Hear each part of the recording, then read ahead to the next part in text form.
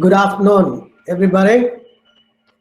Most respected Professor Dr. Senthil Nathan, Director HRDC.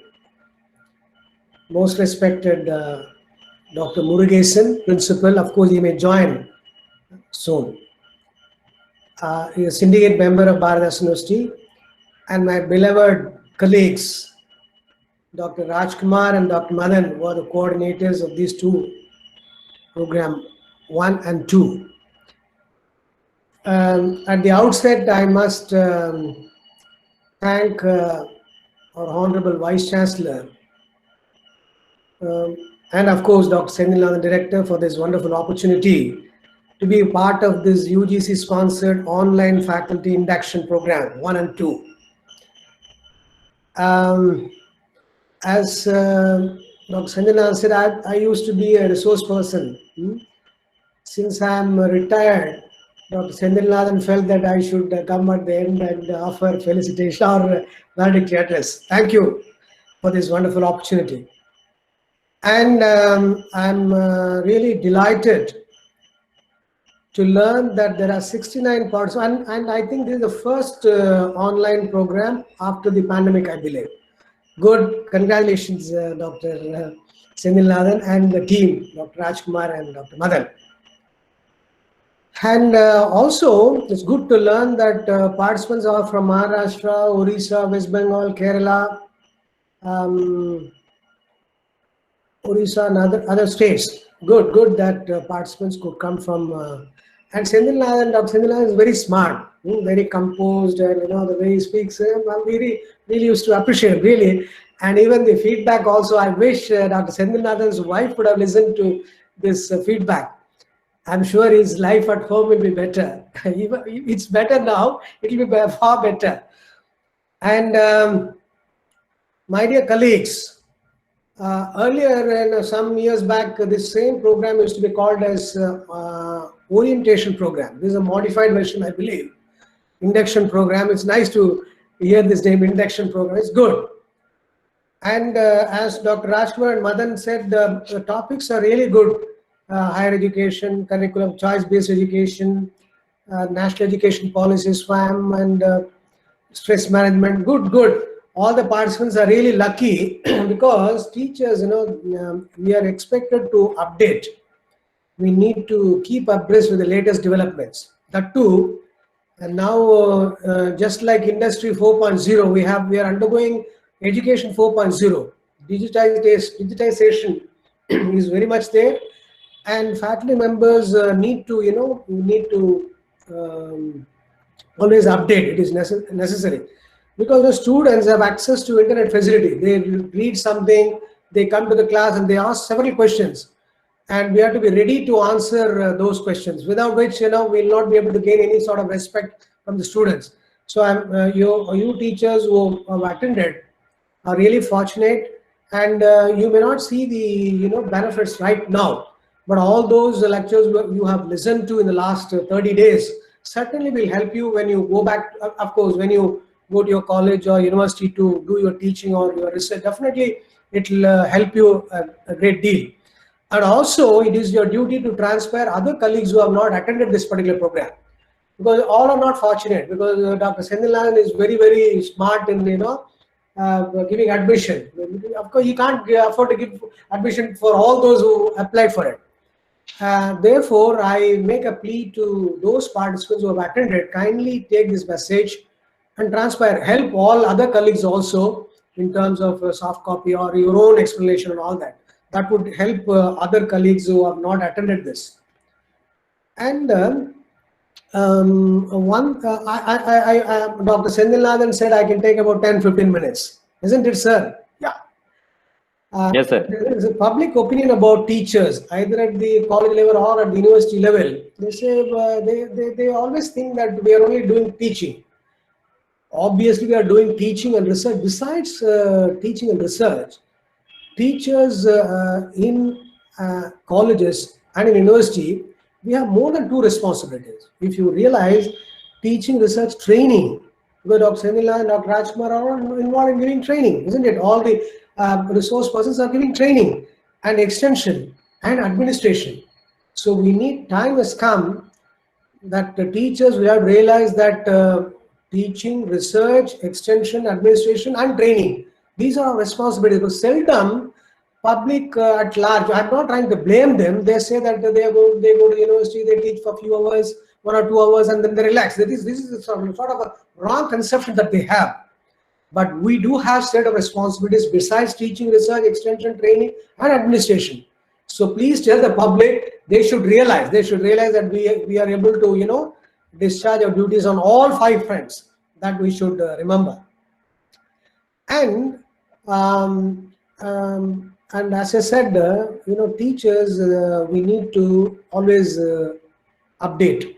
We need to keep abreast with many of these developers. That is always essential. And now, people are talking about, educationists are talking about happiness curriculum. Happiness curriculum, now I think it is very vivid at the school level. It was a big success in Delhi, and the message is very simple. And all of us know about it.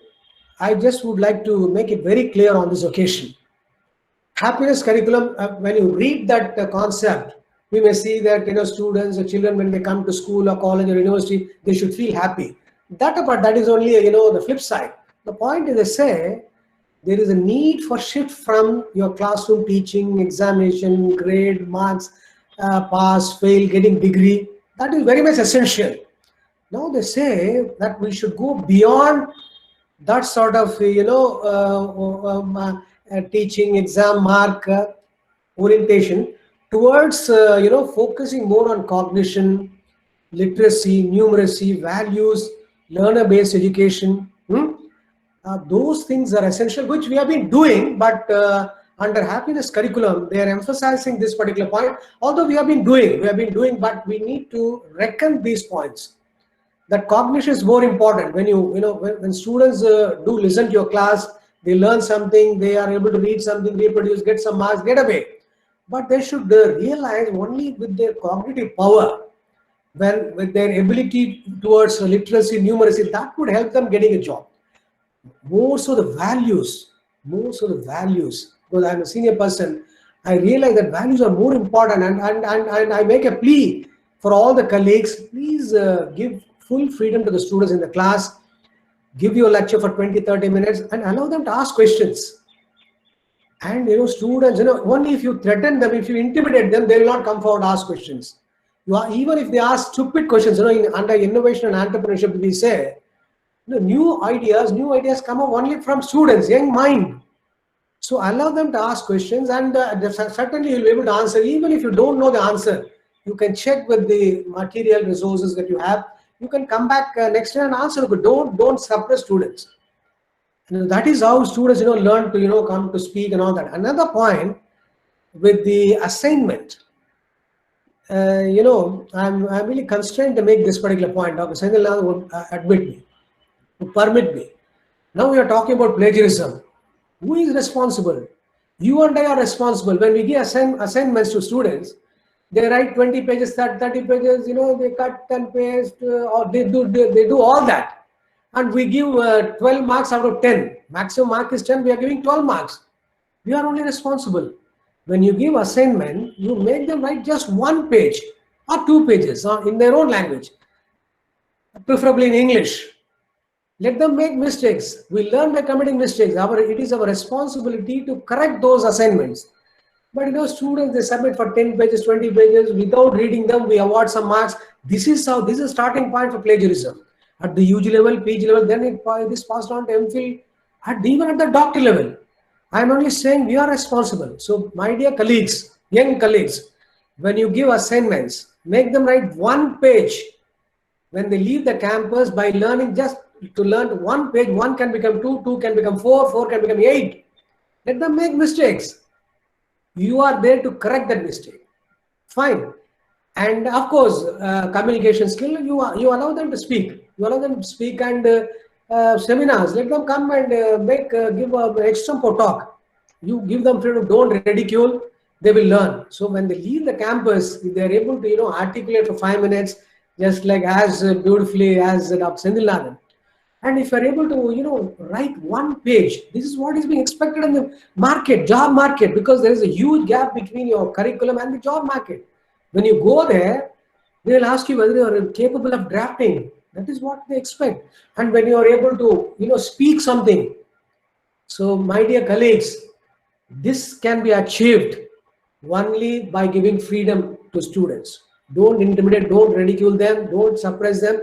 Give them full freedom. They'll come out with good questions and answer them.